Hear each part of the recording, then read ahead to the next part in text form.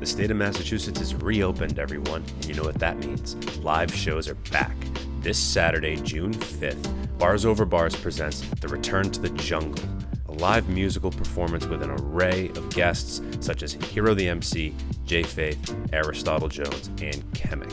Join us at the Jungle in Somerville this weekend from 7 to 9. Tickets are available at solo.to/barsoverbars or at the door. A reminder that this event is 21 plus with food and drinks also available. We're looking forward to seeing you there. Ready to go? I got my Heath240 on too. Representing, dude. It's funny. My mom wears it when we walk out, and I'm like, oh, it's so cringy. My mom's walking with my face all over her shirt. I'm like, geez, I need to make merch that I can wear next time because I can't wear that unless I look like a sociopath. Yeah, like with my merch, my face isn't on it, so it's perfect. Yeah, so exactly, you can rock it wherever you want to go. Mine, face plastered all over it. I look crazy if I'm wearing it. Yeah, if you're wearing your face on your shit, yeah, that's funny. I feel like this dude got issues. And welcome back. I'm Mike with the Turntable Teachers, and class is official. All right, I'm already fucking up. I can't talk either, dude. I've been talking all day. That's the problem. Yeah, your brain's getting tired now. It's the weekend, man. It's telling you to relax, man. Turn to the teacher. Turn to the teacher.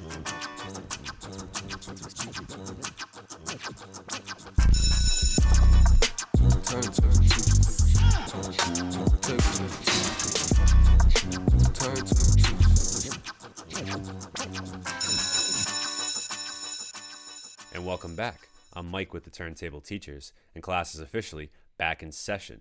And we got a brand new episode here, and this is going to be a little bit different than what we've done in the past. I got a guest co-host with me today, and he should look very familiar. If you've been a fan of the Turntable Teachers, you probably know who he is. We have the one and only Heath240 joining us today. Yes, sir. And yes, sir. I'm glad to be here. He's like, yeah, you don't even look excited at all. You don't look at all thrilled. Just you've been here before, like many times. It's you know. Been there, done that, man. No, I'm just playing. No, I'm glad to be here, dude. I'm glad this time is not necessarily about me, and we get to talk about music. You know. Of course, if you guys want to check out Heath240's guest speaker episode, we did that one roughly a year ago now, which is kind of interesting. It was God. It was about a year ago. Isn't that crazy? Yeah, that is crazy. It doesn't feel nearly like a year ago, to be honest. No. Yeah, I want to say it was around this time. I'm actually gonna like check what the date was that I had you on. But yeah, and then you came on for our like Socratic seminar, like during the Black Lives Matter and all that. Like that was definitely a good conversation too, with like Zafir and Cam Dolo and Charlie Machine and everybody. So that was a good one. And yeah, man, no, it was great. You came on. Oh, it was 10 months ago. It says I don't have an exact date though. Exactly. Jeez, but that's like almost a year, dude. That's like right around the corner. Yeah, so you must have come on in like May or June or something like that. But yeah, I think I came a couple of weeks after I dropped Attention. I don't know why I said that. That's probably what. You almost got me confused. I was like, what song? No, it's you've been hanging out. You've been hanging out in Miami too long. Oh yeah, bro. I've been out in Broward County too much, man. I'm becoming a real what is it called? What's the thing? Members only, man. You know. Yeah. There's gonna be a. Yeah. I don't know what I was saying, but whatever. It's all good. Yeah. So he's just throwing like accents on his song, on his old song. So that's fine. So we're here, man, and we're gonna do a little different. Like I said, a little different episode here. It's we're not really gonna review music necessarily, like I do with, of course, our actual co-host Phoenix Rios. We're gonna a little unscripted. We're just not that Phoenix and I is scripted, but we're just gonna talk about music. Like, what are we listening to? So I guess that's what this episode is called. What are we listening to? So hopefully, like, there's gonna be some recommendations for you from me and vice versa, and then whoever's listening to this, they're gonna get double time recommendations. So yeah. And Heath240, he just dropped a brand new single live, so make sure you guys go check that one out. Maybe we'll be reviewing that pretty soon, Phoenix and I. Not to spoil. So we'll see what happens with that. Yeah. I won't get my hopes up. Don't especially with Phoenix. He tends to be a little ruthless sometimes. You know where I stand on the song. You know I love the song. You know I won't stop listening to it. We'll see what Phoenix thinks though. I'm gonna get like a 2 out of 10. 2 out of 10. We don't really like rank them, but yeah, like he Oh, you don't definitely rate them? Phoenix. Okay. Not we don't like rank them per se, but like yeah, Phoenix is totally given out some 2 out of 10s, especially lately. So Well, you gotta which do is it. good. It only makes the freaking like the ones that you really love that much that much better. You know what I mean? Can't get everything. No, there's no participation trophies here. No, none. No, we like honesty around here. You know what I mean? That's the goal. So either That's way. important. Yeah, so yeah, we're just gonna shoot the shit and talk about the music that we're listening to, and what's been in rotation.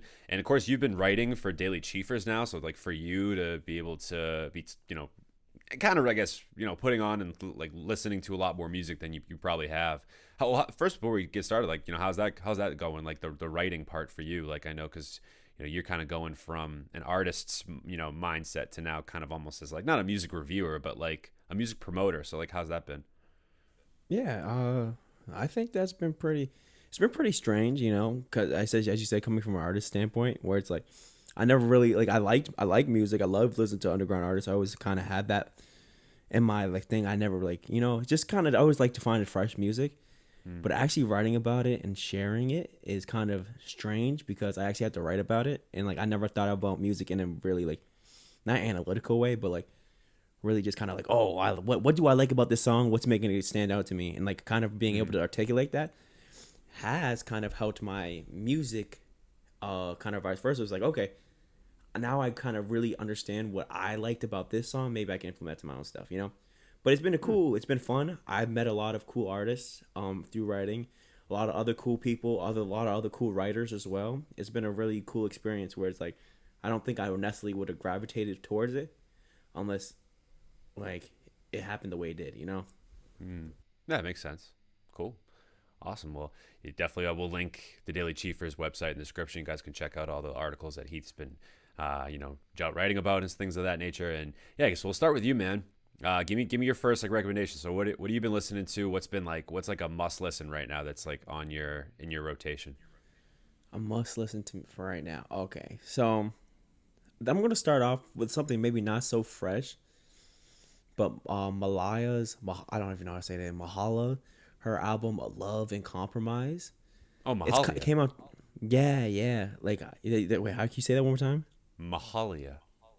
Mahalia. I think that's how you pronounce it. I was running through her name. I'm butchering. I knew I was going to butcher it too because I almost called her Malia too.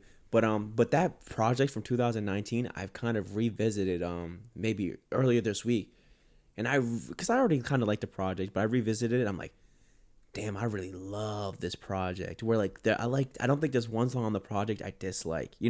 Some more than others I like, but like there's nothing that I'm sitting here like, damn, this is just a dud. This is not it. But yeah, that's something I really want to kind of bring back to a spotlight because I feel like it doesn't get as much praise as it should. The songwriting's crazy on that. I love projects like that when there's no skippables and that really just kind of flow through like that. And it's funny you said that because I actually I heard her for the very first time on, I don't know if you've heard this song. It's called "Awake" by Child, featuring her. When Child has like that's one you got to check out. It's got like 3 or 4 eyes, Child or whatever. And he's an artist he's a Canadian artist, I believe, if I'm not mistaken. I want to say he's Canadian, but Mahalia is featured on this brand new one. It's a single, and I'm obsessed with it. It's really, really good.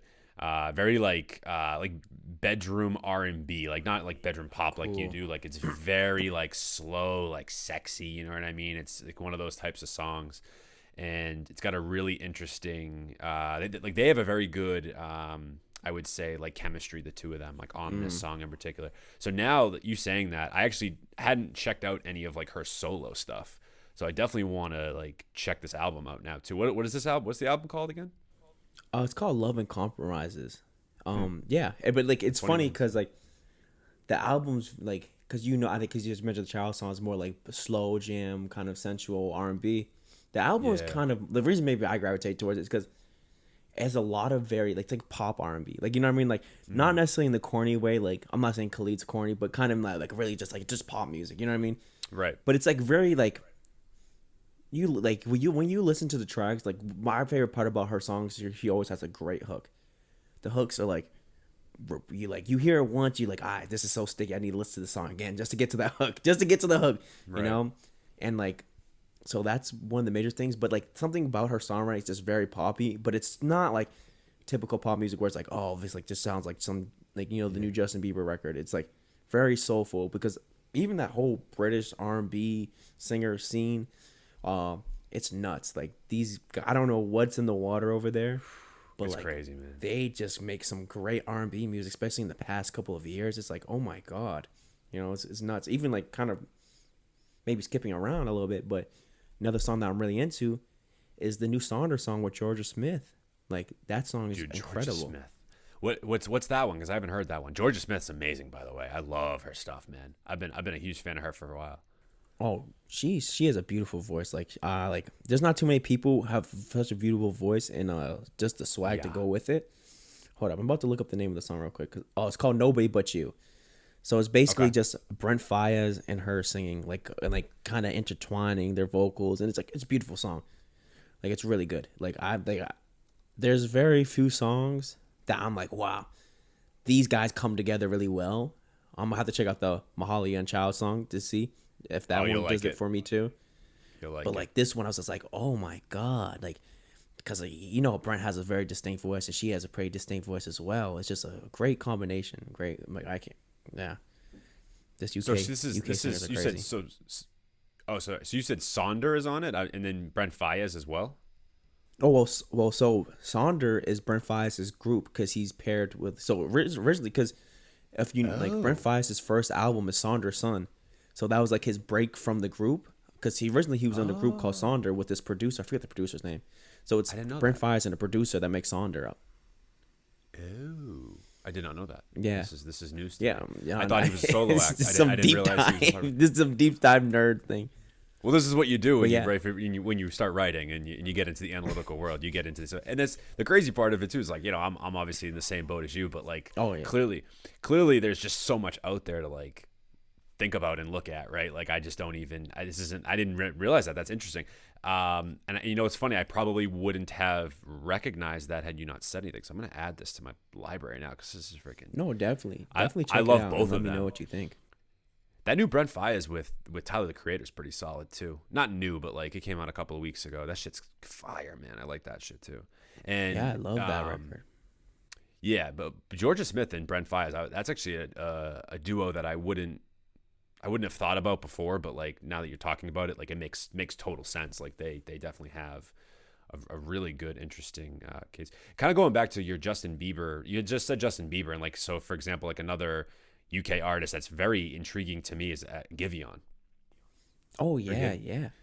And he was on that record. Like that song everyone likes. I like it a lot too. The Peaches, I love that song too. That song's kind of fire. It's so good. Yeah, it is really good. What did you think about that project actually, the Justin Bieber album? Meh. I'm not gonna lie. Really? Like, I don't think there was any other song besides. Oh, I like the song with Beam, but like besides Peaches and the song with Beam, I was kind of like, yeah, it's whatever. You know, it's better than the Intentions one that was prior to this one, but it's still not like. Yeah. It's not as good as it should be. You know what I mean? Coming from the Biebs. I'm actually kind of opposite. Like I actually kind of liked it. Oh. And it's funny. The one song that I'm a little like disappointed by is that Dominic Fike record, "Die for You." I thought it was like. I thought it was way too really like upset. Glitzy. Yeah, it was too glitzy and like glamorous for me. And like they really tried. They pushed it in like that, like 80s synth pop, like trying to really like play on like stuff that like The Weeknd does now. But I don't think they executed it well. And I think what makes The Weeknd sound with that work is because he puts his like own like dark spin on it.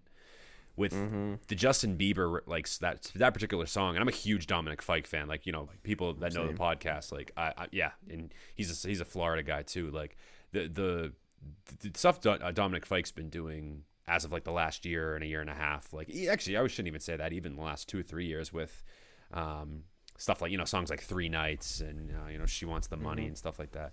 Those tracks are amazing. Like I just would have felt like Biebs and Fike would have done something a little more like creative and less like it just didn't sit well with me. That was a song I didn't care for, but I think there's a lot of good songs on this thing, man. I think I really loved Unstable with Kid Laroi, like that's a jam. Oh, I had an issue with that. That's one of the songs I had a major issue with, dude. Because I'm like, What? how are you gonna put Kid Laroi on a song without drums? You know what I mean? Like, obviously he can sing, yeah. but it's like you want to hear Kid Laroi kind of like sing on the beat, bro, and kind of do his flows. When it's like, I don't know. I feel like that was a major opportunity missed where you could actually make like a song like. I feel like a lot of the Kid Laroi like fans, they're like younger kids, you know, and they're not gonna listen to something with no beat. You know what I mean? They're just not gonna listen to something with no drums. So I kind of had an issue. I was like, damn, because I was expecting to have like some like massive Kid Laroi record where Justin Bieber's kind of taking influence from the Kid Laroi's new style, but I was like, oh man, you kind of fumbled the bag on that one, at least in my opinion. I liked the overall like melody of the song though. That was the big thing for me that I really enjoyed about that one. I'm definitely a fan. I like that. And then the other track that was a huge highlight for me off this too was, I mean, it came out a while ago, and I know I really like Holy Man. I'm sorry, like that I know Chance. It kind of gives me, I don't mean to sound like you know weird like this, but it gives me chills, man. That song gives me chills. I fucking love that song. It's so good. No, I definitely agree with that. You know, like it's like for me, that's one of the better songs on the record. It feels like really put together. But like my thing is just Chance the Rapper's horrible. He's just so bad now. It's disappointing, at least for like a major fan, or used to be major fan of him. Yeah, it's interesting. I almost feel as though with Justin Bieber in particular, it's kind of funny how they're a little bit opposite. Like they both are like men of faith, clearly, right? Like especially like once Justin Bieber found like his faith, I feel like his music got a little bit better. To be honest with you, like coming off an album like Purpose, like I know Intentions was kind of a flop, but like I loved that Purpose record, and this in particular I thought was pretty solid too.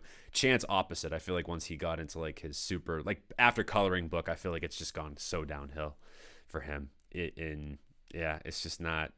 He's not elevating his sound in a place where I feel as though it's like I agree with that. But yeah, it's just not something that I can gravitate towards at this point with Chance the Rapper. Yeah, I just feel like, I don't know. Like, I just feel like he doesn't care anymore, to be honest. Where it's like, he did a lot, and then now it's kind of to the point where it's like, all right, he has a lot of other things that are kind of going on in his life, I feel like, where he's not even, like, as focused on music as he once was. Because even, like, I'm like, what, like, no, I love Justin Bieber's part on the Holy song, but, like, that Joe Pesci line, I'm like, that's just, like, I don't know, like it's like a struggle bar, you know? It's just, like, a struggle bar, and it's like, yeah. I don't know. Yeah. Like, I don't even listen to J. Cole songs when he does those. It's memorable, at least. Oh, it definitely is memorable. Maybe not for the right reasons, but it's definitely memorable nonetheless. Yeah, that's true. So, enough about the Biebs. Go ahead. So kind of talking about people who kind of feel like falling off. How do you feel about the last two Baby Keem releases, if you have heard those? The one that just came out today? Well, the one that came out today and the other one that had the blue one, like Senses. I think it was the record's name. So I hadn't heard the first one, so I can't speak on that. I honestly, though, haven't been a big Baby Keem guy. Like from the start. I don't, that's not the kind of music that I like. You know what I mean? Like I can't get into him for some weird reason. I don't know what it is. Like, I'll put it to you this way. And someone has sent me another record, or a song, excuse me, a friend of mine, shout out Jared Vijan. He's an avid listener of the podcast and just an avid music listener. He sent me this shout out. He sent me this song called Batman and Robin by, hold on, I'm going to get the artist up for a second. Shoujo. And okay. Yeah, so it seems like he's like a smaller artist. I'm kind of about to bash this guy. Not in a bad way, like, or just not like, it's not a like a diss or anything like that. I just, listen, if I want to listen to like Lil Uzi Vert style music, I'll just go listen to Lil Uzi Vert. Like Uzi's the one for me where like I can tolerate it and I actually like it because I feel like he's somewhat creative. Baby Keem, to me, man, I don't see the appeal, and like I've been told I'm crazy from multiple people that I can't get on board. And then the Travis Scott record he just dropped today, or as the day we're recording this, which is today, I don't like that one either. I mean, I know I've only listened to it a handful of times today, but it's so just kind of like meh. It's boring. I like Baby Keem's older stuff. Like Baby Keem's older stuff is pretty like I thought it was refreshing. Like, you know, it's kind of like a cool take on like what Kendrick Lamar would be doing if he was like young. You know what I mean? Yeah. Like, you know what I mean? Like younger at least. Like he's like maybe like a 20-year-old is like, okay, he kind of raps, like he has some pretty decent bars. He maybe he's not super lyrical like Kendrick, but it's like similar kind of cadences. I would think Kendrick would hop on like a more modern like trap beat, you know, for like young kids to go to party, right? But this past two records for me, I'm just like, bro, they've been so mid, bro. It's just like the Travis Scott one in particular, like I'm just like, it's just boring. Like usually So he has boring. like some good one-liners, but just nothing there. Travis Scott, man, since he has been on a Super Bowl hangover slump, whatever, since, and I say that because from Astroworld, like since Astroworld, I don't feel like Travis Scott has put out anything that I've really like been enamored by or even really like interested in for some reason. And I love Astroworld. I think that's probably one of his better projects, if not his best project. And I almost feel as though it's the same thing. Like he's hit the peak with that, and he's really fallen flat for me since, man. Like nothing I've even heard Travis Scott on has even remotely interested me as of late. And every Yeah, song he's on, like even like example, like a song like I don't know, it was a year or two ago, but a song like the London, like like I didn't like that one, like, or I didn't like his part on it. You know, he just hasn't really captured my attention since Astroworld. I'm not sure like what the issue is with me and his music lately, but it sounds very uninspired. Is like the best way I could put it. yeah. Like I've never been the biggest Travis fan. You know, I definitely like some of his records. Like my favorite Travis record is honestly his first one, Rodeo, because they're just some really like Rodeo's I don't know. good. It's just, like he's really like and somewhat it was refreshing at the time when like he first came. I was like, all right. As he tried to say, he's going to elevate trap music to a more musical level where it's just not like that. And he definitely did that. He definitely brings trap music to a place where it's a mixture of like art, you know what I mean, rather than just like we're just rapping to rap. So like I really respect his creativity, but like something for me just doesn't really hit like the way where like so I know millions of other people it does. It's just like yeah, like Travis Scott's that guy, but Astroworld, obviously, great album. I think I love that album. I love the tracks on it. Like he is a great ear to kind of less so for rapping, but like just curating a good record. And I'm like that's something that's very understating in his music, all about his music. But I'm not even gonna lie, I thought this Baby Keem record was probably his best verse I've heard in a long time. Not being a fan, but it's like I feel like he at least tried something different, you know? It might not have been like, oh, wow, this sounds the best. But I'm like, at least you try to do something different because you try to, like, he did some weird vocal things that I would have think, like, Future would do, you know? Cause how Future always has one of those quirky songs where he just does some weird out of pocket flow that you don't expect from him. Kind of hit me with one of those on this. Maybe not my favorite verse from him, but it's definitely, I'm like, oh, at least he's trying. But I think he's just kind of, as you said, he's in that, like, slump where it's like, you have this massive success. How the hell are you going to follow this up in a way that's actually meaningful? Yeah, he just didn't to me. Like he just didn't, hasn't yet. Like for me, like a while. So, yeah, and I've just never been a Baby Keem guy. So maybe that's part of it as well. Like maybe I'm writing off the song particularly because of Baby Keem. And I will say, like I know people have been saying I'm crazy for not that I don't like him. I listened to it today, and it's funny you actually brought it up because I've given it a chance, and I continuously I'm gonna try to give him a chance. Like I'll listen to his stuff when he drops it because I know people are really like enamored by what he's doing.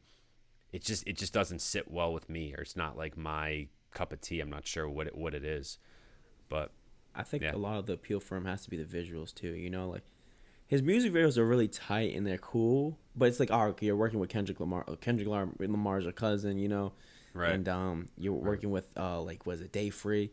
So obviously your packaging is gonna be super tight and slick, but it's like if the packaging's tight and slick and the music's not, it's like especially at the point you are where it's like sure, you might be able to skate by on that to like kind of grow to a certain point, but you're like at the point where it's like you have a song with Travis Scott, man. Like you're about to like they're thinking you're gonna break through the underground and become a mainstream household name in the sometime near future. So it's like the music can't just be okay at this point. You know, it could probably get you all the way up to this point where like the music's okay. I definitely think he has some slaps, but like for these past couple releases, nothing's hitting like that first what is it, Die For My Bitch EP or album where like those songs were just crazy. I remember this is probably maybe, and I'm thinking maybe part of it, the appeal of his music is it's going out music. Every time I hear a song, so it'd be like I'm out at a bar, I'm out at the club, I'm at a party. But True. since COVID, he's not really been dropping music sort of like that, because maybe it's just where would that be being played? You know what I mean? Because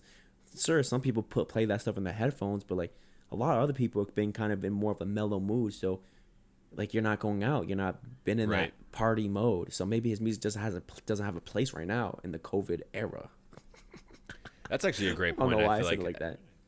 The COVID era. Yeah, but no, in a sense, you bring up a very valuable point. Like I do almost feel that could be a factor in like why he's maybe not hitting. I on the other hand, though, I almost feel like I'm probably in the minority of, and you would probably as well. I feel like there are a ton of people out there that really like this track.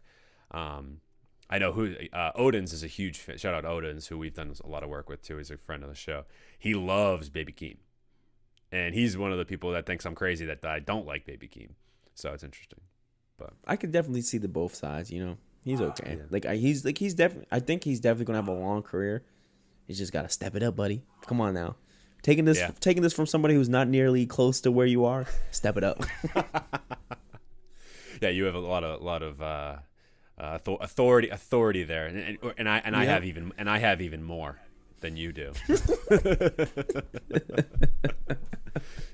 Oh jeez. Obviously sarcasm, obviously joking, but I want to actually go back a little bit to some of like the UK stuff. And did you hear that Slow Tie record? Yes, love that record. That record's great. Yo, Slow Tie's the man. I love me some Slow Tie. That is somebody that I can get behind, that I really honestly believe in, that's making some really interesting music that's engaging but also introspective at the same time. I love how he's like, particularly on this project, I really enjoyed how he like split it up, where like the first half of the album was a lot more like bangers and like and you could tell they were going to be bangers because he capitalized all the like the titles, and then the slower tracks, the more like stripped back like introspective cuts, were like more towards the end, like the second half, and it was all like lowercase stuff. I've been dying to talk about this part about the album in particular, and I'm so glad I'm able to bring it up now. The only gripe I have with the album, and I love it, I really do. And again, this is Tyron, which is I guess his first name. Slow Tie's latest album that just dropped maybe a month or two ago. I want to say it was closer to 2 months now. The one gripe I have, okay, is that Denzel Curry did not get a verse on Terms. Oh, dude, I'm not gonna lie, I had to listen to that record a couple times to figure out that he's like the mumbly voice that like they pitch shifted, right? Like the interlude. I'm like, because I listened to it first, I was like, oh, maybe I was just zoned out. Maybe I was just zoned out with his verse, right? Yeah, let's do it again. I'm like, thing. Oh no, he's not that. He's just not that, because he would have killed that song, dude. Yeah. And speaking of Fike, like actually killing something, he murks that hook, like just absolutely just goes to town on that hook. And I love like the fast flows that Slow Tie plays with, and that's probably like one of the more gritty tracks on the back half of that project. So I'm almost, that's another thing too. I'm kind of like I was interested as to why he put that on the second half versus the first half, because that song felt like, even though in like maybe like vibe and cadence, it's not as kind of like in your face, right? But even it's still like dark and gritty. So even though it's not so much like of like the super energetic stuff that he put on like earlier in the project, like a song like Canceled, bro, like I just recently got back to the gym, like, you know, vaccinated now. Yeah. I need to get back on my gym grind. Canceled has been on my gym playlist now 2 days in a row. So like that thing goes, man. Like that song. And then a song like towards the end of the album too, a song like NHS. I love that really high pitched vocal delivery on the hook, and like that part of it is Slow Tie is just, to me, he's very self-aware.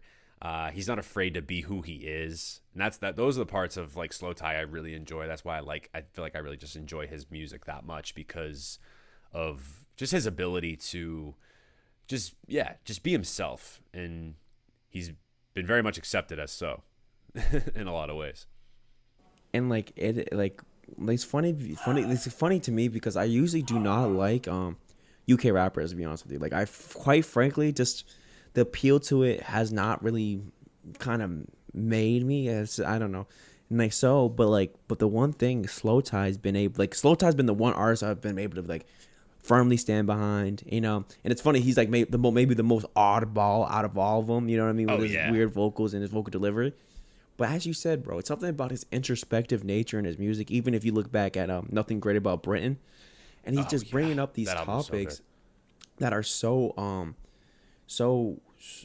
relatable, especially like relatable to somebody our age in America, one, but very relatable to some people our age in the UK, where I feel like that's a big reason. And I feel like he gets written off a lot of the times because his voice is so zany and he flows in such a way where people aren't really looking for these deeper social commentary that he has in most of his records, you know. And it's often overlooked because he's just so like out there. Because I showed it's funny, my sister hates Slow Tie. It's funny, I showed her some of the records and she just wasn't really into it. But I remember vividly, me and her were sitting on the couch and she was asleep. And I was like, oh, let me put some music videos on. Then I put a Slow Time video on. I'm like, she's asleep, she's not gonna like care whatever I play. But she woke up out of her sleep. She goes, oh my God, turn this off. Oh, I can't stand this. But I'm like, how? Like, bro, it's so good. But I can definitely see why like some people get jarred from all that stuff and just can't see the pure genius behind it. Like, bro, that album, and like what was it? I forget which record it is with Deb Never on it. Ooh, Push. The latter part. Push. Yeah, I love that record.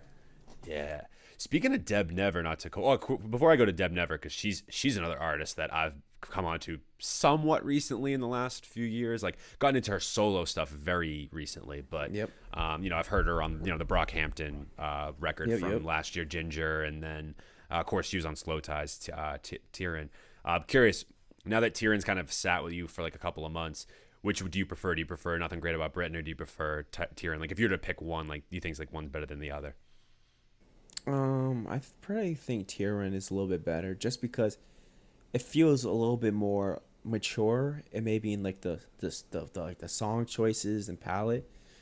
But like I like definitely songs off Nothing Great About Britain, I think they have a little bit more bite to them still, in like a weird way where it's kind of like more rugged, and like I don't know, like Nothing Great About Britain has some of my like high like some of my like, oh, these songs will always be one of my favorite Slow Tie songs. But I think as a project, Tyrion's just a little bit more, you know, thought it, like not more polished. It's not thought out, but like a little bit more thought out and more methodical, where it's like I know what I'm trying to get across here, you know what I mean? Even though like the other one's feels like very like particular, but it just, this new one just feels a little bit more. But how about yourself?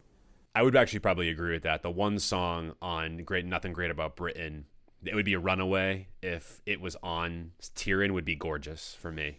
Oh yeah. Okay, yeah. That Kanye West-esque sample is like the high pitched like vocal sample. That shit goes, man, for me. And so if Gorgeous was on Tyrion, it would be a home run. But just because of the political charge sort of nature of Nothing Great About Britain, it does make me sort of pause and kind of like think about it. But I agree. I think top to bottom, I really do agree that Tyrion's a better record. And Feel Away was one of my favorite songs of last year. I actually had it on like my year-end list, because it technically was a single that came out like in 2020, and then he dropped the project, I want to say like February. So I'm with you on Tyrion, but back to Deb Never. So I don't know, have you heard any of her solo stuff? Yeah, I'm a fan. Like one of my favorite songs by her is what is it called? Stone Cold. I love that video with it's her. Okay. I know it's a record with her and Kenny Beats. Very cool record. That's one of my favorite records by her. But like, I'm like, and I don't know if you're segueing into this, her new record, Sorry. I don't know if you're gonna bring that up. That came out maybe Sorry's last great. week or so, which I thought was a really dope record as well. Yeah, I'm a huge fan of that Someone Else song. That's like one of the first songs I heard of hers, like her solo stuff. And I've never heard the one that you mentioned. What was it called again? Oh, Stone Cold with Kenny Beats. Yeah, do you need to like? Because my thing is like the song is great, like because it's a play on Stone Cold Steve Austin, so it's like it's fun in that aspect. But the music video is super fun. It's like she has like a giant muscle suit on, and like she's in like a wrestling ring, and like I don't know, it's a very good like the whole presentation of it's really cool. And that's maybe why I was a little bit more attracted to it, because it's very like most of her music is kind of slow in the first place, but like it's kind of like, melodic, like a and real slow burn, I feel like. Yeah. Her stuff's very moody, I would say, in a lot of ways. But no, I'm a big fan of Deb Never, man. Like the Someone Else song, I'm really a big fan of. Sorry is fantastic. It's almost as good as for me as Someone Else. And I really do want to hear this Kenny Beats one, so I'm gonna add it right now because Stone Cold, I just added it. I'm a huge just Kenny Beats guy because of his dude. It's crazy how Kenny Beats can work with like a Denzel Curry, a slow tie, and then completely flip the script and work with someone like Deb Never. Like his ability to just fit whoever he's working with. Like he's genius level producer, man. Kenny Beats. Oh, dude, I was just like, it's funny we're talking about this now. I was just watching, listening to on a podcast with Rick Rubin. I think it's called the Broken Record podcast. I forget. Like, I think that's Rick Rubin's podcast, if I'm not mistaken. That's what it's called. Yeah, it is. Yeah, so Kenny Beats was on, and he was kind of just talking about like regional hip hop and like how his process of making music is really based on like understanding the regional influences. And like it's funny because he breaks it down to even the point where like in certain regions where hip hop, like how hip hop kind of grew there, it's like certain beat machines from the 1990s kind of influenced this whole sound. So he'll go back and figure out what the beat machine is. So when like he gets an artist from the DMV, he knows what sounds they're kind of comfortable with, and he goes, that can change the whole mood of a session just based off of picking a right sound that fits what these artists already think. I'm used to rapping on something like this. You pick the right sound, and now I feel comfortable to kind of rap on it, and like it kind of can change the whole session. You're saying, so kind of going to genius producer, very genius producer, but also very genius people's person, and understanding how people operate. And like I feel like that's really important to be a producer or an engineer that people often overlook. Oh yeah, and that's difficult to do, right? To be able to master that, like be that good of a people person and be able to actually like, figure out what like not only sound wise but thematically like what an artist is trying to go for. Like that's I have so much respect for Kenny Beats as just not only for his ear for beats and music, but also just for that reason you mentioned too. I'm definitely gonna check out that podcast. Rick Rubin does some pretty awesome podcasts with some legend, like his Kevin Abstract podcast and his Andre 3000 podcast are like legendary. Those two. I love both of those ones. Crazy definitely stuff. check out the Pharrell one too. I definitely want to. The Pharrell one was really insightful as well, and it's funny because you get to see how humble of a guy Pharrell is. It's like it's like even though he has like all these platinum records, bro. Like what's that one stat? In like 2003, he had like 54% of all the records on radio were produced by him or he was a part of. Something crazy like that. It's like this guy who's so out there. He and he's like just on there. He's like, oh geez, I can't believe I'm on here with Rick Rubin. And it's just fun to see that. Yeah. And he just explains like his music and how he just created it. And I thought that was a really good one too. Like definitely Kevin Abstract one's fire. Andre 3000 one is easily one of my favorite podcasts of all time.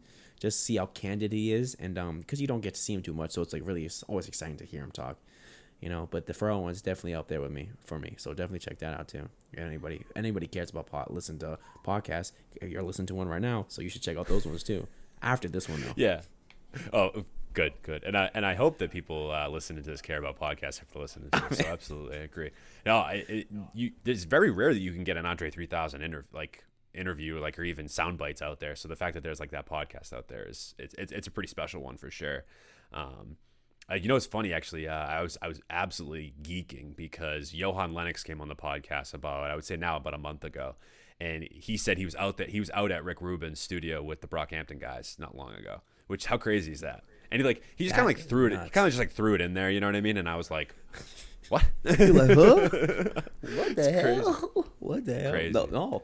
That and that's just the fact of that, and I think this might be a good segue to talk about the new BH cut, new BH album, Roadrunner, the new machine or new machine of light, something like that, whatever. Roadrunner, new light, new machine. I think it's called something of that nature. We can talk about that, because I think that's the best thing they dropped since Saturation series. You know what I mean? Like since 2017, I feel like they kind of really hit their footing again.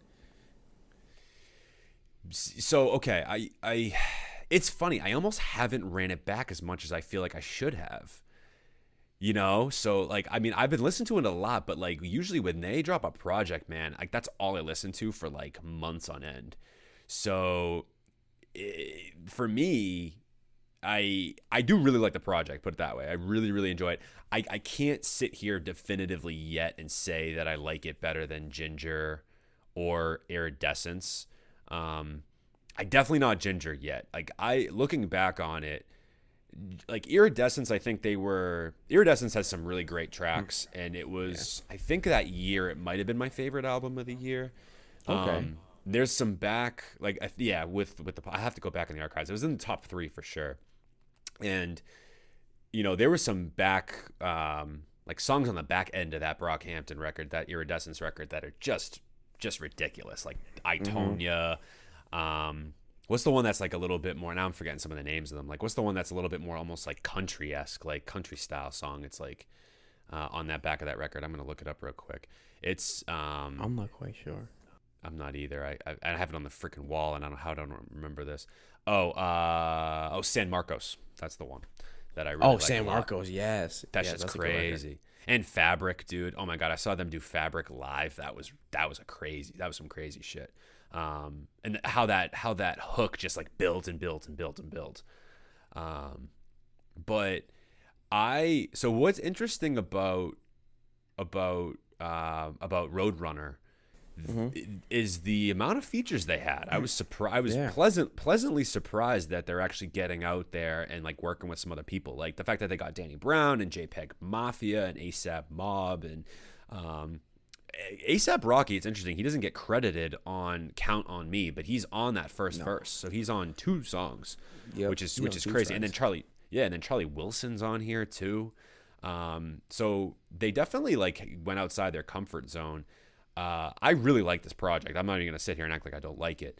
I'm just such a Brockhampton stan where it's like, do I think it's better than some of the other stuff? That it's hard. Like, there are certain songs on here that I think are maybe some of the best songs they have ever done. Like, what Joba is able to do on The Light is just mind-blowing to me. That's just crazy. Oh, heartbreaking too. Heartbreaking song. First of all, I don't think I could even like Courage. Like, I don't think I could even put the words together to speak that truth.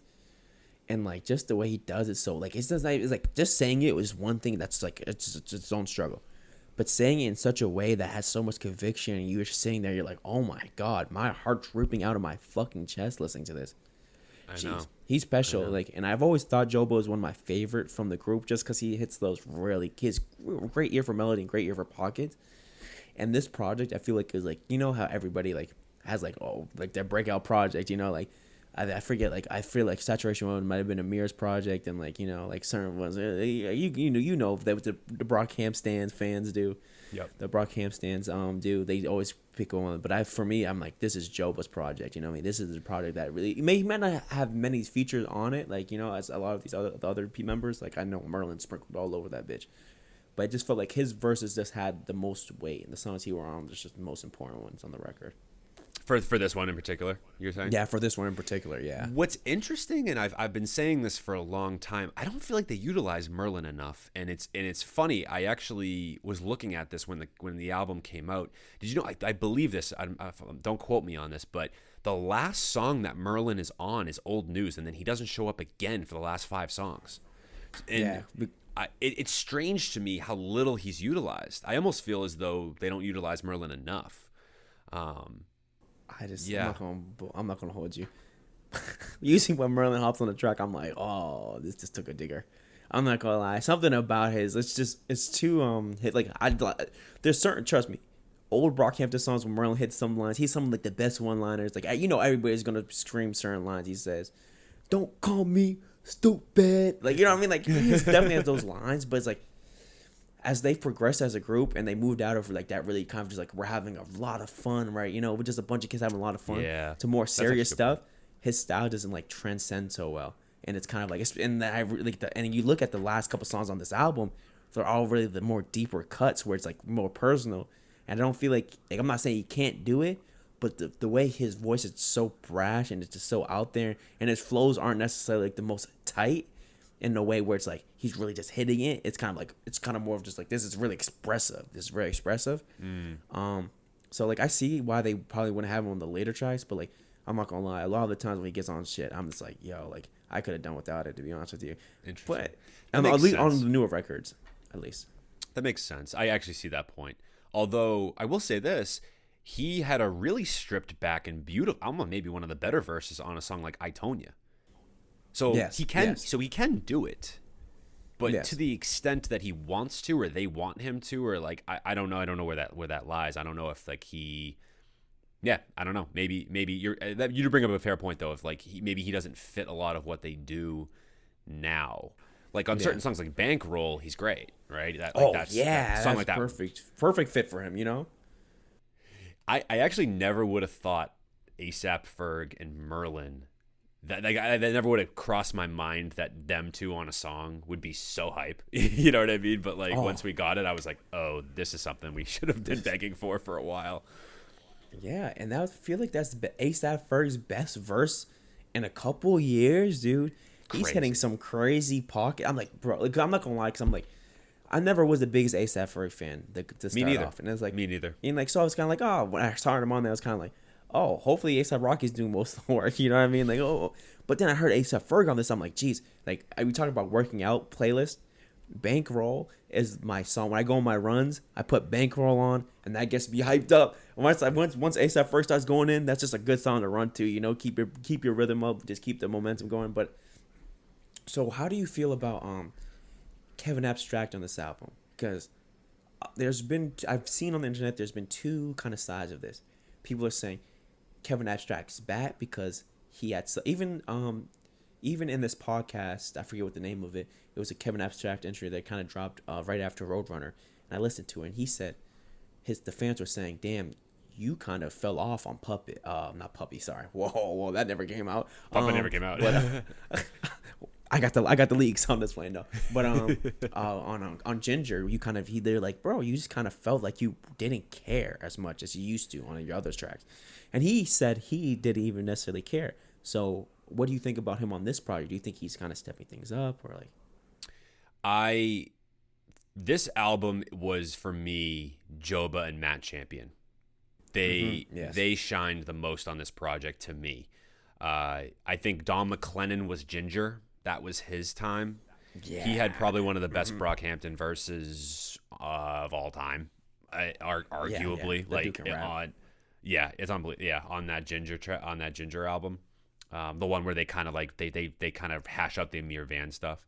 That track I really But and not to laugh. That's a very serious topic. Just something came in my head. But But like that is I'm thinking the same. I'm thinking the same. Like you know what I'm thinking. I know. But like no, and like that, like I'm not gonna lie. That's one of my favorite.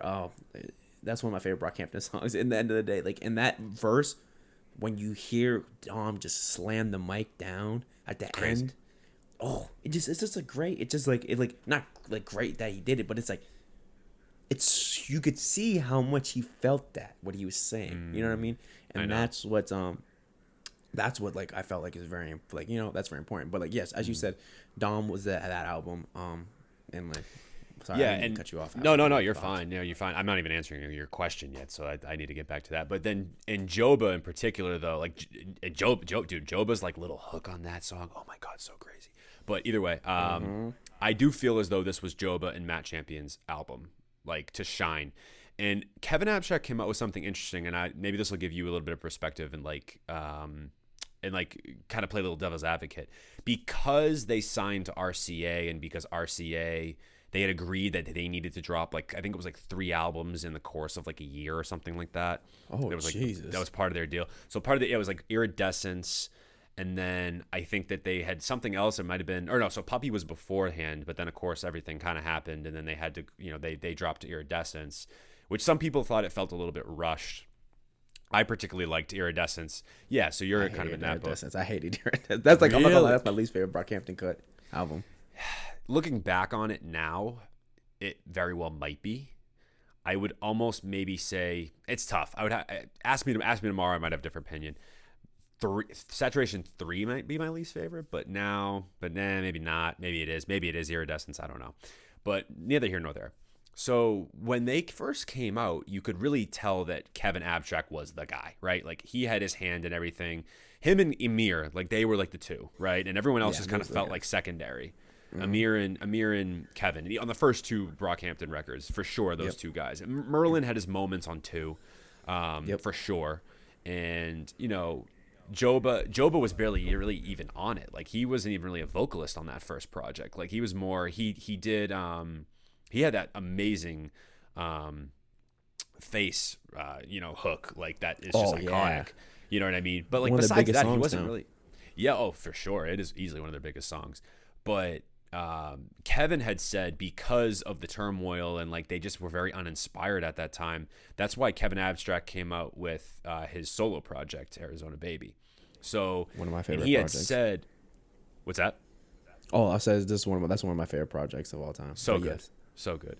And so he had said that because of Arizona Baby, like that's sort of the reason why he took a back seat a little bit on Ginger. Because he felt as though since he had already come out with a solo project where he didn't feel like he had to be somebody that was like at the forefront anymore, wanted to give the other guys a chance to shine.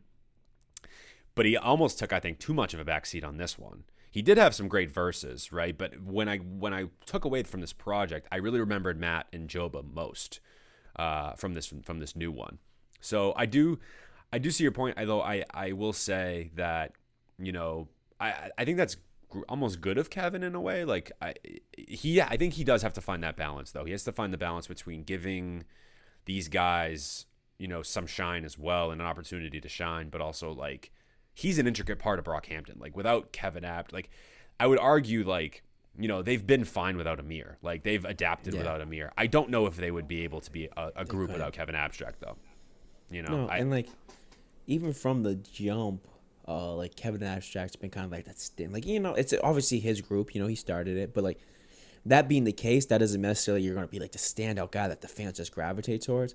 And he just had that kind of quality about him where like when he does something like on Buzzcut, when he does it, people are going to flock to it. Like I remember when Buzzcut dropped, I thought it was going to be like, you didn't think it was just going to be Kevin Abstract and Danny Brown on the first single for the project, I'm thinking, oh, okay, cool, it's going to be a whole Brockhampton cut.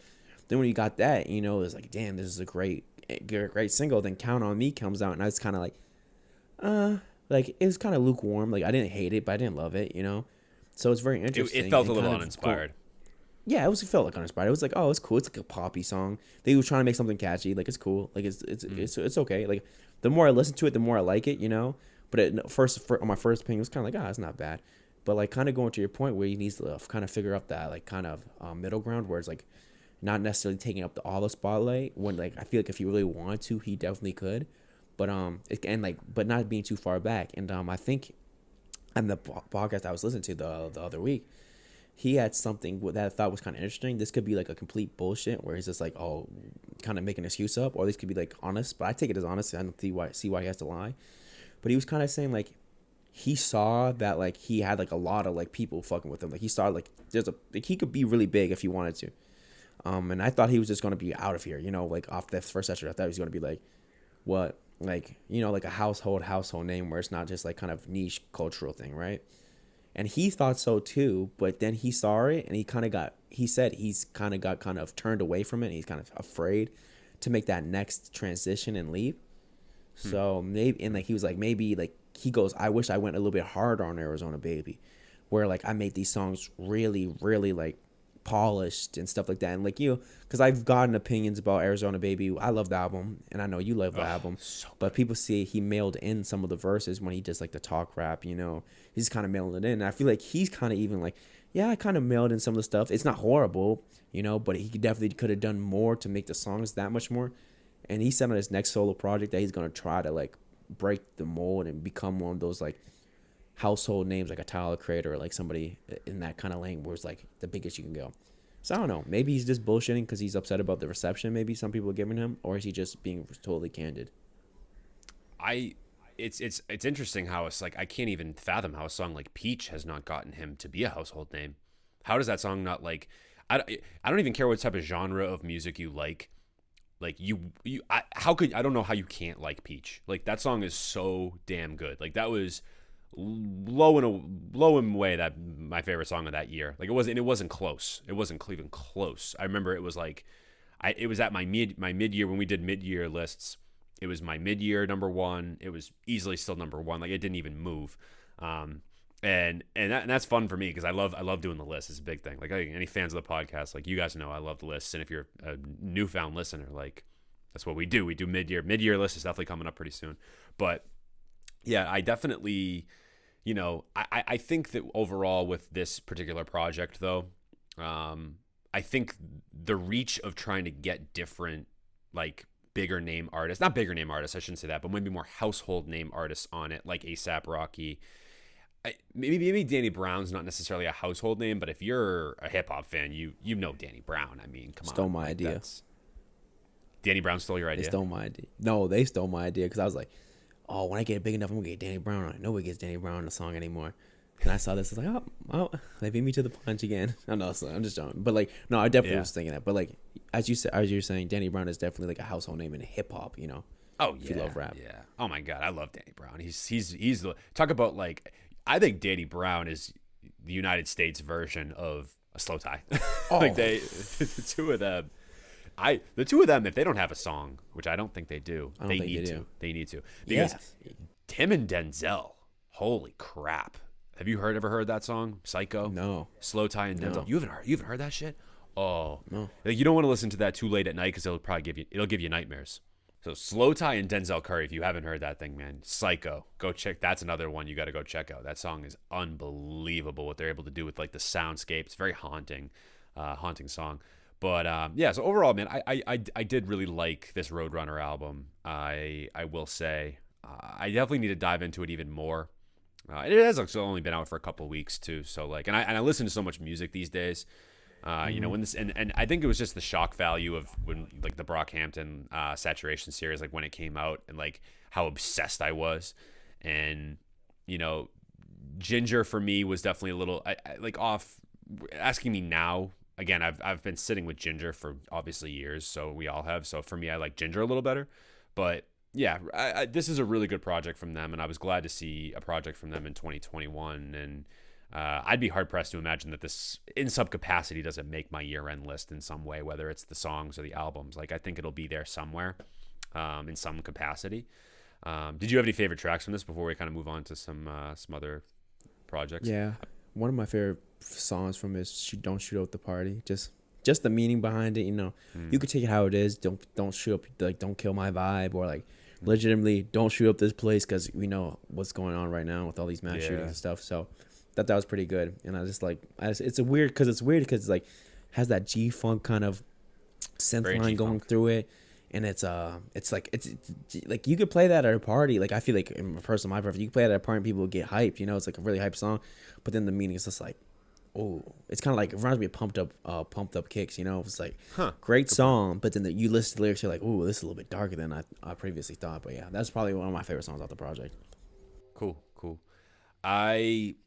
It's tough. I probably am gonna say The Light, but I really like Bankroll, and I really like Buzz Cut. And again, shout out Johan Lennox. He does the outro of Buzz Cut, which is just freaking ridiculous. But I'm gonna go with The Light just because of that wonky guitar that they use is, like, very, like, funky too. Like, that was an interesting like spin on it.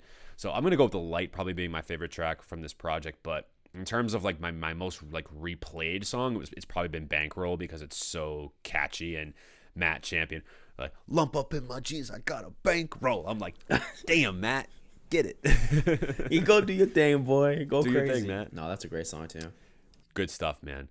There's other artists that I want to put you on to if you haven't heard him yet, and you need to check this guy out. And anybody that's listening to this, if you like gritty, old school boom bap or East Coast rap, have you heard Marlon Craft? Have you ever heard of this man?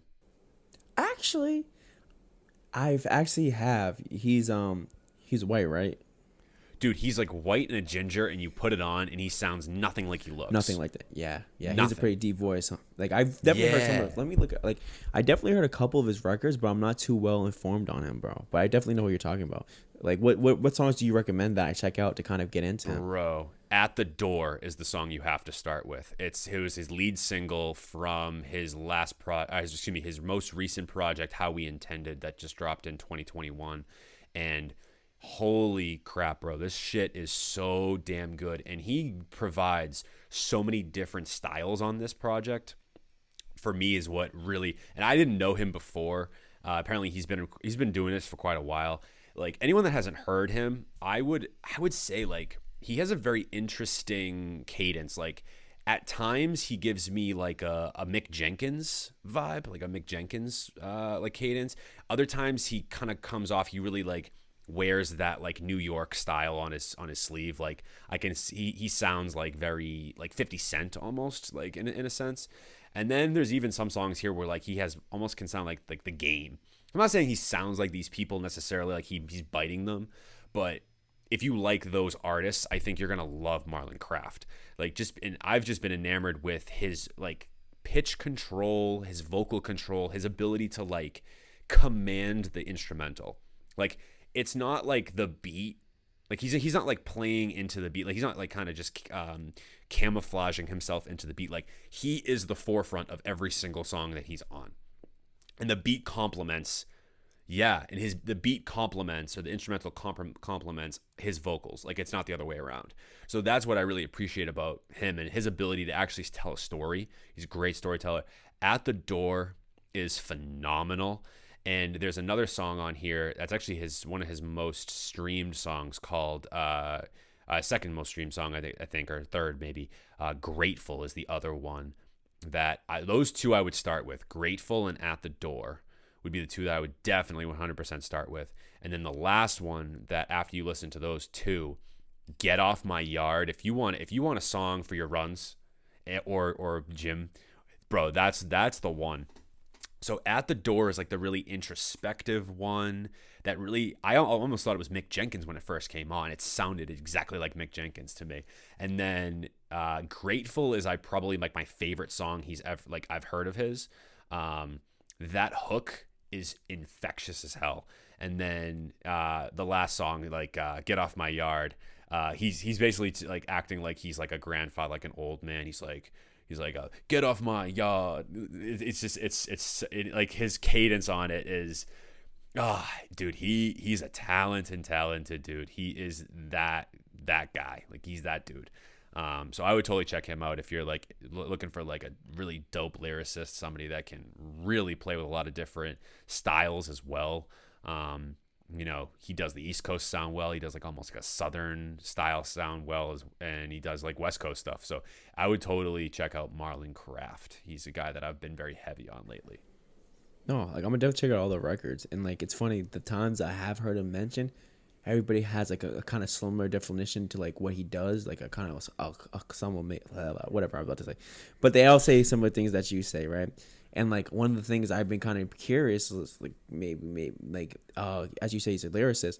I've been hearing he has some crazy just wordplay. His wordplay is phenomenal. Like you can tell he just definitely thinks about what he's saying, and like foresight that a lot of these artists nowadays just don't have. Would you agree? Absolutely. And another artist, one of my last like ones I have from this episode, I have a couple more just like loosies, but if you want to go listen to a legitimate album, and this is kind of stylistically going in a completely different direction, Phoenix and I reviewed one of her singles. This is Arlo Parks. Have you heard Arlo Parks? That's my girl, man. I love that album, bro. Green Eyes is easily one of my favorite songs. I listen to that song like at least once a day. Eugene. It's Eugene for me. Oh, Eugene is a great song as well. Oh, hey. I know I've been a little bit off, but that's my mistake. I didn't know he was going to get a performance, bro, but that's a performance I really needed. And her like Australian or Aussie voice on it. Oh my God, dude. She's amazing. And yeah, she's great. Obviously, I can't relate to Eugene. I shouldn't say obviously, but I can't relate to Eugene whatsoever. I almost said obviously. I can't relate to Green Eyes too much either. I can't relate to Eugene. It's just so fucking good. Like it's like the story she tells on there, like her falling in love with like her best friend from childhood, and like obviously like trying to figure out like how is she gonna tell her, like coming out of the closet, of course, but like she likes this guy Eugene, but he's a dick, right? Like, so it's just that whole like this story, man. Like, and we've all been there, right? Like, even if it's not in a like, if even if it's platonically, right? Like, if you have like a friend that like that person's not good for them, like that they're with, and like you really care about your friend, right? You might not be in love with your friend, right? But like you love your friend. Yeah, you want to tell them, yeah. Hers is a little bit of a deeper thing where it's like, hey, like I actually love you. No, like, and like it's funny, like that whole like, cause as you said, a lot of the themes of that project do have to do with their sexuality, like especially on like the record Green Eyes, or even Black Dog, the records too, where she's talking about like people judging the girl she loved. Maybe they dated for a couple of days, like middle school or like high school. I forget what she said, but one of the two. They judged her, and they broke up like 3 days later because the other girl wasn't ready for that kind of attention from other people, being in an openly gay relationship. So and the thing is just like what it comes down to is like, dang, we might not be able to relate to the music specifically, but just the way she writes is so honest. It doesn't get more honest than that. And like, no matter who you are, you just can appreciate that, and it's gonna hit you like, damn. Maybe I don't feel as you mentioned before. Maybe I didn't go exactly through the situation personally, but there's little nuggets that you say, damn, she said that. I definitely felt that. Yeah, I definitely felt that before, and I don't know there's like, especially in that kind of indie R&B, like it's a mixture of indie and R&B, that kind of lane. There's not too many people like her, and who have that power, like who have that pen, dude, like just to write like these beautiful cohesive songs. And like another song I really love about that album was Portrait 400, the outro track, with that cool sample. I never seen somebody sing on like a sample kind of hip-hop-esque, you know. Yeah, dude, and then just the title. If even Phoenix had mentioned this too, like collapsed in sunbeams, like that's just so intriguing from a perspective of like the actual title. And it was funny because I heard Hurt, and that was like the first song I'd ever heard of hers. I don't think the full project had dropped yet, but I listened to Hurt and I really enjoyed it. And I was like, damn. And now to me, after listening to, and I love when this happens, right? I almost felt this way about Marlon Craft a little bit because I loved At the Door so much when it came out because it was one of the lead singles. And then when the album dropped, I was like, At the Door almost became an afterthought. And I felt the same way with Hurt, where it's like, I almost forget it's on here. I'm like, oh, wait, I love Hurt too. Like, you know what I mean? I think Black Dog has a lot of those similar themes as well that Green Eyes does. And I love how the songs are back to back, where like it sounds it's like that very spacey, like that melody on Black Dog when it's like the open spaces, when it's like da na na, like I love that shit. Like, and her, like usually you're seen as like the black sheep is like but she uses the dog instead, which is kind of interesting. Yeah, that phrase. Yeah, man, this album is incredible, man. Like, if Collapse in Sunbeams or Eugene or whatever doesn't end up on like my year-end list, like this is one of the best years of music ever. At that point, like, you know what I mean? Like, if it's gonna be there. Like, this album is just incredible. It's incredible. You know what? Like, in like kind of like, they just kind of remind me of artists that I've been kind of listening to is also LGBTQ is it's Dorian Electra. I don't know if you heard her their project. Sorry, I mispronounced her, but but their music is super exciting. Dorian Electra. Let me just look up the project's name real quick. But I don't know them off the top of my head. So I've never heard of them. Dorian Electra, you said? Well, the project they released a project this year called My Agenda. Later last year in 2020, but it was closer to being like 2021. But the project I'm speaking about, what I really enjoy, is Flamboyant. Wait, did they die? No, did they? No, that's Sophie. No. But Sophie definitely worked. I was about to freak out. I was like, what the hell? Because I thought, so maybe the album cover I've seen before, Flamboyant. So Sophie, who did pass away, they definitely worked a lot together because Oh, okay, must have been what it was then. Dorian and 100 Gex are very close, you know. And I like 100 Gex too. Yeah, 100 Gex exactly. Cool. I think Dylan Brady has some production credits on this Flamboyant project as well. I don't remember which song, but like, you need like the way they play with gender on this is pretty unique in its own way. Because some of my favorite song off it is called Career Boy, and it's like, it's funny because the reason I like the music so much is because it takes pop music.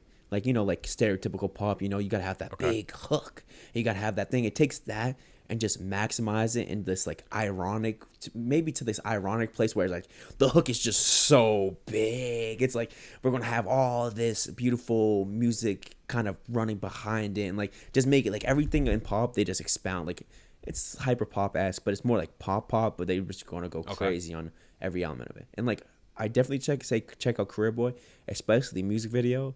The music video just has like some cool vibes going on there, and like it just adds to the song. And I would say the title track Flamboyant is also a really fun track as well. And the remixed album, and like just it's funny because they haven't really hit the not like the spot where I thought this album would take them. But like their work with like they have songs that came out this year with Rebecca Black. I'm like, noticing this now. Yeah, Rebecca Black. Say what? Can you say that one time? Sorry. No, I'm just saying. I'm saying I noticed on the track listing Rebecca Black. I didn't even realize.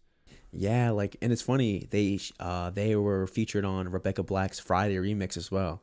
So so like the 10-year remix of the track. Sorry. I was just going to say like. You know what's funny about Rebecca Black? Apparently, not to mention him again, but on Johan's episode, he was talking about how he bumped into her recently, or he met her, and he, like apparently she's just like really cool. Like she's like a cool. Oh yeah, of course. I haven't heard her name in a long time. No, you're fine. I just said I haven't heard her name. It's tough on Zoom. I haven't heard her name in a long time. No, it's like I would assume shows should be like super nice because all the shit she had to put up with for like something that's like so like doesn't mean like, bro, you're really gonna shit on a little girl, a 13-year-old girl for like making a shitty song, bro. Like the whole internet just dogpiled on her. Like at the time that dropped, I was in 8th grade. You know what I mean? So obviously I was gonna dogpile on her. I'm a little kid and just following the trends, but like. Of course, like I bet you she's like a super sweet person, and like it's funny. I love to see where she's trying to take her music. And more like obviously she's grown up and like she's trying to take it more seriously now than ever. But I love how she's tapping in with that like hyper pop 100 Gex, Dylan Brady, Laura Les kind of style, and just working with those creators too. And I feel like it's a good pivot from being like, okay, I made some shitty pop music back in the day, where like now it's kind of like we're making maybe not shitty pop music, but we're making ironic pop music. Where it's kind of it kind of leads itself hand in hand, where it doesn't seem so jarring. Where it's like, oh, you're really trying to be like a lord now, or like really make these ballads. But it's like, okay, you're making some hyper pop. You're playing with what you did before and just really just making it cool. Yeah, no, I agree. It's nice just to see her like still have a career and things like that. Isn't it funny how when you look up an artist that you've never heard of before and they have like 1 million streams on songs and like hundreds and hundreds of thousands of monthly listeners, and you're just like, oh, apparently I have just been in a rabbit hole with this, or I've been under a rock with this artist. Like, it's incredible how I'm looking up at Dorian Electra and they have 350,000 monthly listeners, and I am not one of them. No, happens to me it's every unbelievable. Day, dude. Like, it's crazy how every day? The internet it's crazy. Makes these rabbit hole niches. And just like anybody, like, you know, like there's artists we both don't know who might have 1 million. Like, it's funny. Like I go through like since I've been writing lately, I've been going through like people's like, you know, I just go through the fans also like, and I just go down these rabbit holes, and I found these artists that their music is great, and they have 1 million monthly listeners, and I've never heard of them before. You know, it's crazy, right? It's just like how that works. Yeah, it's so nuts. It's so nuts. It's so nuts. I'm gonna have to check that out. I'm definitely interested and intrigued by some of them. This is great. I've been adding stuff and things that you wouldn't expect. No, same here. It's awesome. Same here, dude. A couple more just Lucy's I have, and then or actually no, last EP I have that you should check out. Did I send this to you actually? Healthy Baby Boy, John Robert. I sent this to you, didn't I? Yes, I love that. I love that record. That shit was awesome. I really dig him.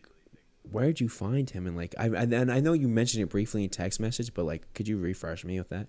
Yeah, so there's this artist, Ricky Reed, who came out with a song with Leon Bridges and oh my god, who else is on that song? It's escaping me, but it's really really good. And it was one of my favorite songs from last year. And I think Ricky Reed's just maybe like a producer or like a instrumentalist or something like that. And I saw him repost this artist John Robert, who he must have done some work on this, I believe. Don't quote me, but I think he did. And he was reposting John Roberts saying like, oh, like, you know, congratulations on your project. Like, it's really good, yada, yada, yada. So I checked it out. It's a 4-track EP, excuse me. Healthy Baby Boy Part 1. No, sorry, 6 tracks. I apologize. 6-track EP. And if you like indie rock or indie pop, like this is an artist you have to check out, man. Like I think he's very young too. I think he's only like maybe like early 20s, late teens, early 20s. Like he's a young kid. But so you can really tell, like, and he looks it too. He like literally looks like he has a baby face. So like the EP name kind of sticks. But is a really good project for anybody that hasn't checked it out. I know you brushed up on it and you like it a lot. So I'm a huge fan of this one, man. Like I totally, largely recommend it. And again, a little bit different than style than like what, you know, I traditionally listen to. Actually, I even shouldn't say that. I've been getting big into this indie pop thing. And there's two more Lucy's, 2 more singles that if you haven't checked them out, I recommend to not only you and other people as well. This one is a Johan Lennox. He recommended this one to me, and I've been obsessed with this song. His name, it's pronounced Rumor, but it's RMR. Oh yeah, I know Rumor, bro. Dude, her Hollywood. He got a voice of an angel. That's what he said, because he's got like, he does the ski mask thing where it's like he's got all this dark aesthetic, but then he's got this like beautiful angelic voice. It's crazy. Her Hollywood, bro. That's one of the craziest. Or sorry, Her Honeymoon. I apologize. Her Honeymoon.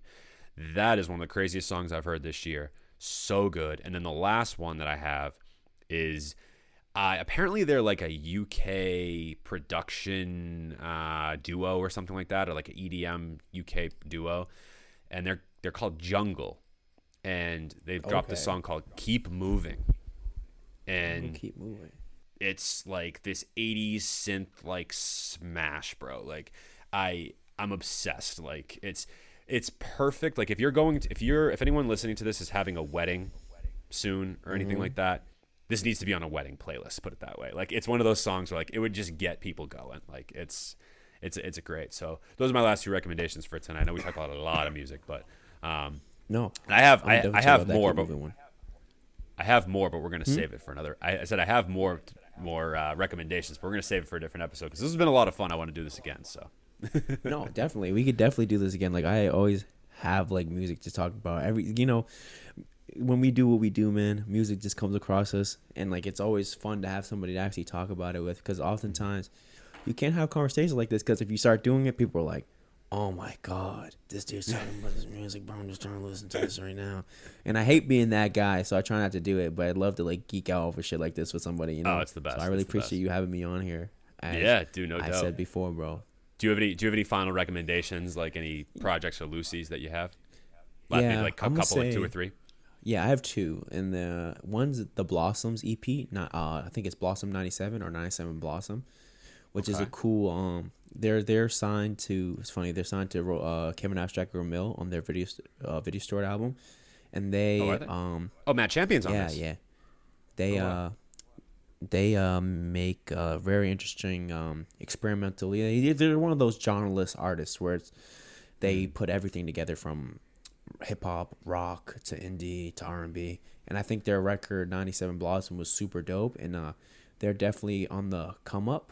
Cause like it's funny, when I first found, so I've been following that video store page for a minute. They only had 2,000 followers, and Blossom kind of ended up just like taking off with her first single that was with them called Hardcore Happy, which is one of the more like, I see why they put it out first. It's one of the more ear like friendlier tracks that you can get. It's more reminiscent of some early 2000s or late 90s like pop rock. I guess I would say the best way to describe it.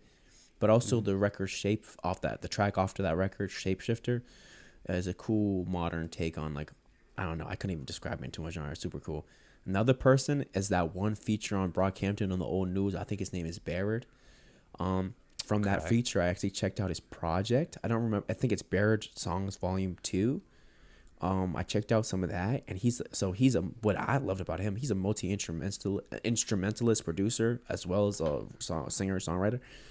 And his production, I gotta get the particular song. Oh my goodness, it's like futuristic. So Baird, Baird. RD, yeah. And the record, which one is it? Is it Bird Songs Volume 2? Is that the one? Yeah, Bird Songs Volume 2. And the record Chasing Deer.